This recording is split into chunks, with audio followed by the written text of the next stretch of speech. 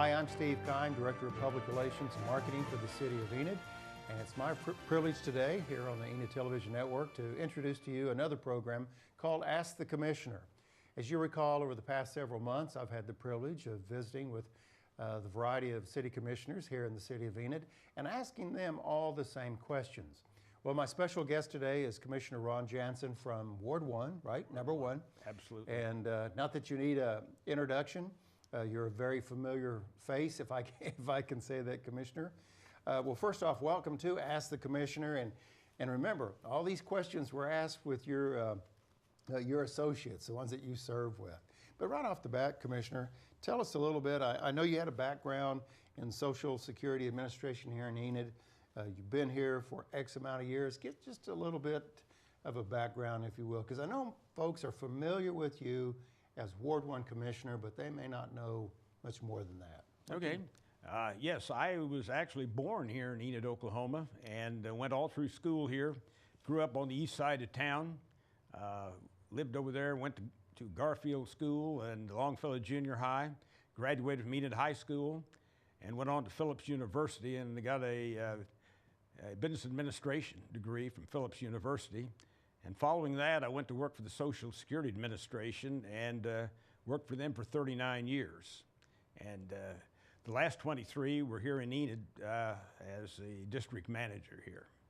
And while I was serving as district manager, I served my first term on the Enid City Commission back in the late 80s. Okay.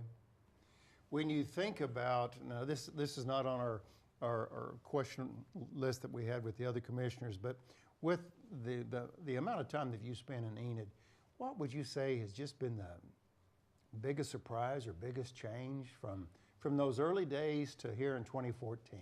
Well, probably the biggest change is that back when I was a child, if you lived on the east side of Enid, you never really went west of downtown because there was no reason to go west of downtown. You'd go back and forth to downtown, but everything, all of the commercial area in Enid was in downtown.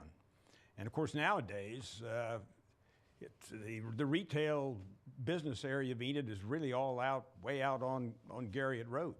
So, you know, nobody's restricted to just one side of town anymore. And I remember those days growing up in Perry, Oklahoma, everything was around the town square. Sure. I mean, you might have lived around the square or east, north, south, west, whatever, Perry, but the shopping district, whatever district you want to call it, was all down on the square, so I can relate to that. Well, one of the questions that I've asked the other city commissioners when we interviewed them is really what issues are important to you in your ward? You're in Ward 1. That may not be any different from 2, 3, 4, 5, and 6. But as Ward 1 Commissioner, what issue is near and dear to your heart? Well, I think probably the thing, more than anything else, is infrastructure issues. Sure. You know, it doesn't make any difference what period of time you're serving in. The infrastructure of the city is extremely important. You never get caught up with it. It's an ongoing expense. You just have to keep spending money on it, keep it up to date, and I hear more about those kind of issues from constituents than anything else. Either their street's not what they think it should be, needs some repairs, they have a drainage ditch or something that's not being properly maintained, and of course the thing now that we've been studying extensively is the water issue. Whether or not you know, we have enough water for the future. Sure.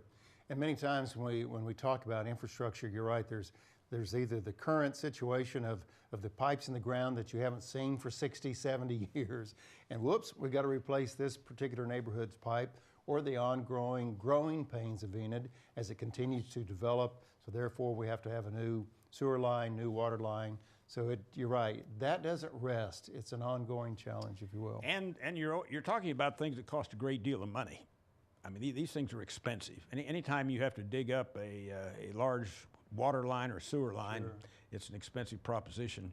And the city spends a great deal of money on it, but a lot of times people think, well, you know, they should do more of this sort of thing. But there's only so much you can afford to do in a given year. There's just so much that $100 can cover. It used to go a lot further back Well, and I think the thing that a lot of people don't take into consideration either is all the work that goes into it before you actually start digging the hole. I mean, you got to have engineering, you've got to have design, and all of those things take time and cost money. Sure. And I think it's really easy to lose sight of so many things are underground. So you don't see it every day, and you don't think it's not necessarily aging, where there's a lot of pressure on it or anything like that, kind of out of sight, out of mind. But every once in a while, when you uncover a 50-year-old water line to your house or 70-some years old, you go, yeah, that's got some age on that.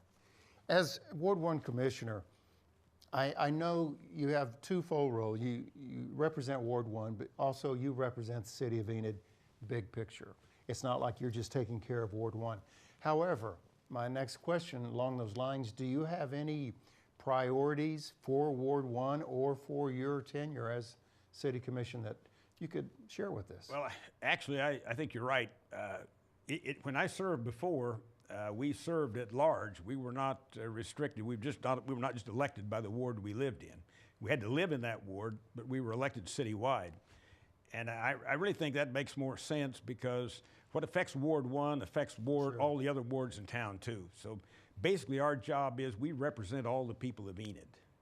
And like you say, the infrastructure issues are ongoing issues, things we have to continue to deal with. We also have the quality of life issues that I think are extremely important. That's something that I've dedicated a lot of my time to since I've been involved with the City of Enid, is trying to improve our parks and recreation system because people get a lot of use out of those things, and they're the things that you know, I think make life worthwhile. Overall, would you say that everyone's priorities from Ward 1 to 6 are the same as other commissioners? Not that you can speak for them, but Yes. do you Yeah, really believe everybody's... I really feel that way. And if I know the city charter was changed back in the 90s to set up the ward voting arrangement, but if I had my way, I'd like to see us consider going back to a citywide vote, just because more people get involved in each election that way. Let's talk a little bit more about priorities. We're in the new Enid Television Network studios on West Garriott, 203 West Garriott, and we encourage you to come by and visit our studios and see what's been the transformation that has taken place here. We were going to be more in Ward 1, more along the trails, but this November day got a little cold on us, so we kind of chickened out and decided to move inside our ETN studios. It wasn't a good day for outdoor activities. So let's talk a little bit about the trails and Ward 1. Can you kind of give us an update where all that's headed? Actually, Ward 1 probably has more trails than any other part of town, because Ward 1, if you're not familiar with the city ward map, it's basically the area of town that's west of Cleveland and south of Chestnut. And so a good part of the trail system is in Ward 1. And we have extended it just this year. I'm not sure it's even open yet, to run from Oakwood to Garland.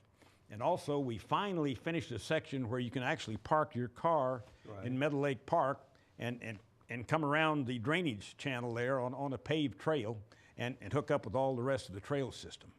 And the one thing that I've set as a high priority for me, and hopefully for the commission, is to get the trail that now dead ends over here near the railroad tracks to downtown Enid.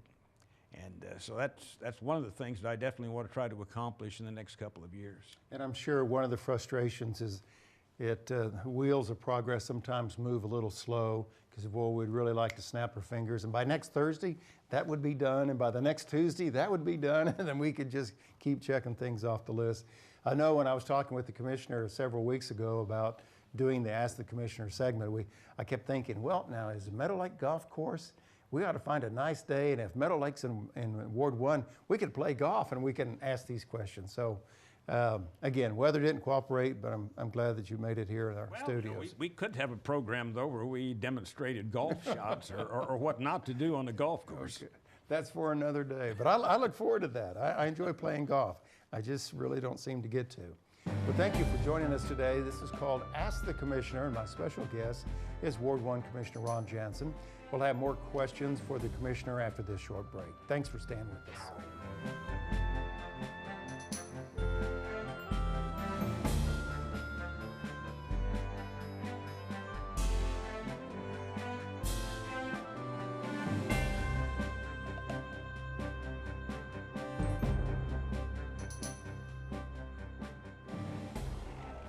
Thank you for staying with us today. Our program is called Ask the Commissioner.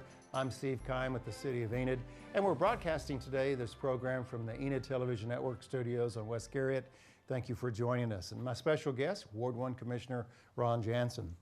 Commissioner, as I interviewed the other commissioners here for the City of Enid, one of the questions simply was this: what do you hope to achieve during your tenure as City Commissioner? So you've kind of had a second go-around, right? From the 80s to here in 2014. And the big difference between those two eras is that back in the late 80s, it was a pretty tight financial situation for the city. We actually, one of the first issues we had to deal with was we got a recommendation to close a fire station because they were trying to save money. And this time around, there's been a little bit more money to spend, which is always a nice thing. Because you've broken ground for a new fire station over Yes, absolutely. Getting ready to, anyway. Yeah. And so, you know, it's a lot better to be in a situation where you've got some money to spend than where you have to worry about where you're going to cut corners with everything. So, but anyway, but even at that, you know, based on experience, it won't last forever. There'll be cycles, down cycles will come by again, and we'll be probably having to tighten our belt. So you always have to think about that, and I feel like that's one of the Commission's primary jobs, is to make sure that we get bang for our buck, that we're getting something done and not wasting any of the taxpayers' money. One of the opportunities that we have as city staff is that we attend the study sessions that are held before the City Commission meetings on Tuesday evenings. And Commissioner, as staff person, we're sitting back and we're listening and watching what's taking place in the study session.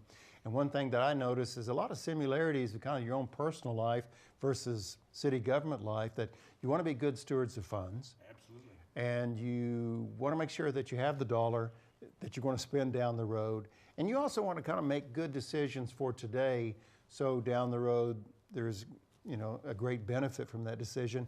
And I think we all look at our personal life and we want to do the same thing in our personal life. But I see that observation as well. Well, the only problem is sometimes it's easier to spend somebody else's dollar than it is your own.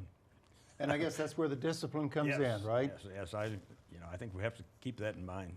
If you could look into that crystal ball, 10 years from now, you know, we used to say 20 years was a long time away, but maybe 10 years, Commissioner, where do you hope to see Enid at that time? You did refer to the up and down. Yeah, well, you know, like I say, I've got a little bit different perspective since, like I say, I did this once before. And actually, other than, and it's, I think there's been some cycles, economic cycles, you know, in between, but approximately 20 years ago when I was serving on the commission before, and, you know, you tried to think, you know, what effect are these decisions going to have on the future of the city? And I think we made some good decisions. At that time, we acquired the building out here where Advanced Foods was, and they moved into that big structure there. And in the period of time since then, you know, they've become a major employer here in Enid. And I think that's one thing we're always wanting to work on, is to try to get more good jobs for people here in Enid. And so attracting industry is an important part of it. And I feel like that we've taken some actions to try to bring in some really good, viable employers. And that's a constant effort, I think, on the city's part. We spend quite a bit of money on it, but I don't think there's anything any more important that we do than trying to attract employers and people that will, you know, pay a good living wage to the people of Enid. And I think in your role as a commissioner, there really is no cruising. There is no just relaxing. There's no just settling, if you will. It has to be that proactive approach of looking forward, looking in the future as best as you can to say, okay, what decision do we make on Thursday that'll put us in a better position next Wednesday? So there's no resting, right? Sometimes I think that we probably have a little too much of that, you know, we've just got to do it today kind of thing. That I think sometimes we'd make better decisions if we would spend a little bit more time, you know, studying issues than thinking, you know, we've got to do this today. If we don't get it done today, it's just not going to happen. Well, maybe it would. Well, I have to confess, I'm one of those type A, check it off, get it done. So here I am confessing on television that I'm one of those, I'd like to get it done today versus the next day. But well, if you've got all the facts and all the information that you need to make a decision, I think you ought to go ahead and make it. But sometimes you feel like that you don't really have the information that you need to make a good, sound decision.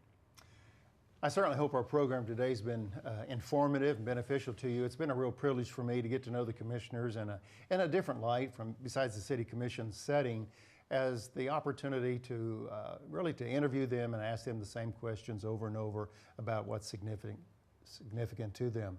And then we'll continue to air the various programs that we have with other commissioners, so you can kind of play that comparison game and you'll hear probably a lot of similar answers.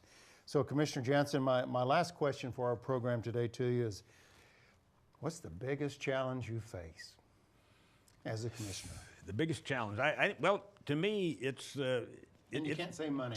It's the type of things, though, we have talked about. Is, like I say, there are just a lot of issues that have to be dealt with by the city, and hoping that you're making the right decisions. You know, you want to hope that you have the right information so that you can make a good, sound decision, and point the city in the right direction. And I really feel like one of our primary obligations, I mentioned a little bit earlier, is to look out for the city's money, because that's our responsibility. And it could be that if we spend it today, somebody may not have it when they need it tomorrow. So. Do you see anything, not that you can look in that crystal ball, but is there anything that potentially could come forward before the commissioners and it really be a challenge for our community to move forward? Is there anything that, as a group, you guys are aware of, said, we really need to be concerned about this or address it? I think what all the commissioners are most concerned about right now is that we've gotten a recommendation from our consultant that we need to bring more water to Enid, and it appears that it's going to cost in the hundreds of millions of dollars. And so we're not going to be able to raise water rates enough to cover that kind of expense. So it's going to be a matter of probably having to borrow a rather significant amount of money to get water in here that we think that we'll need for the next 40, 50 years. Right. Sounds very costly, but it's at least an avenue. It's good to have that option. It may be an expensive option, but it's good that we can look at options A, B, or C. And you don't want to wait until you turn on the tap and nothing comes out. Yeah, that's so true. Well, Commissioner Jansen, yes, thank you very much for your time. You bet, Steve. Nice talking to you. It's always a privilege to visit with you more about what's going on in city government. So thanks for being with us, and thank you for being with us today. I certainly hope you enjoyed our program called Ask the Commissioner. Now, if you have a question that you want me to ask any particular commissioner, you can ask them face to face, but you can also send me an email at asksteve@enid.org, and we'll get the commissioners together and I'll ask them those questions that you're interested in. Thank you for joining us again. Look forward to seeing you next time on Ask the Commissioner. Until that time, make it a great day.